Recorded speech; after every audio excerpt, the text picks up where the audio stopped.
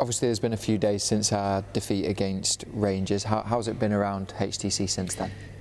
Naturally you're obviously disappointed because of the result. Very quick to show the players and remind the players of why that happened and what that looks like.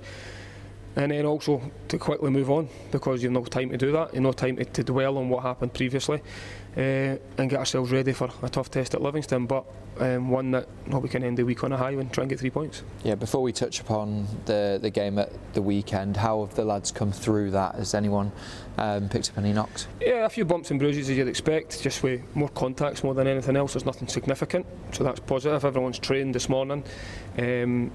A few, naturally 3 games in a week. This will be the 3rd game in 6 days, I think. So there is a few tired their legs, but I think everybody's they're in a good place in terms of there's nothing significant. Everyone's ready and available. The only one that was, the 3 that are still out effectively would be Joe, Rudy and Lass. Warren O'Hara has trained again, but still a decision to be made on that one because he is still very early stages with his one. We'll have a discussion with him on that one, but everybody else has came through the game. On to Livingston then. We've put in 2 good performances and got 2 good results against them this season. I'm sure that's something that you've been relaying to the players in terms of wanting that to continue. Yeah, you want it to continue, but you certainly can't take it for granted as well.